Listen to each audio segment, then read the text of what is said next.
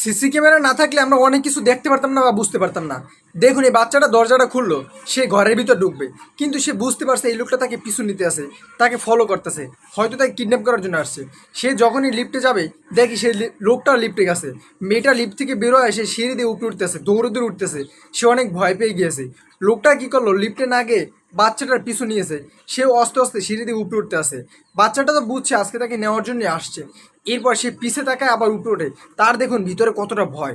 তারপরে দেখুন সেই লোকটা মুখে মাস্ক পরে তারপর আস্তে আস্তে মেয়েটার পিছু নিতেছে, সুযোগ বুঝে তাকে তুলে নিয়ে যাবে।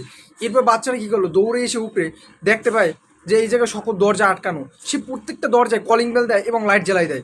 প্রত্যেকটা দরজায় সে কলিং বেল দিতে আসে। যে জায়গা থেকে যে বেরোয় সে তো অনেক ভয় পেয়েছে। এরপর হঠাৎ করে যখনই ওই লোকটা তার কাছাকাছি চলে আসে, একজন লোক রুম থেকে বেরোয় বলতেছে, ওই লোকটাকে আমি চিনি না, সে আমাকে নিতে আসছে, আমার পিছু নিয়েছে। এরপর সে তাকে তাড়া দেয়। সত্যি বাচ্চাটার বুদ্ধি আছে, কি বলেন আপনারা?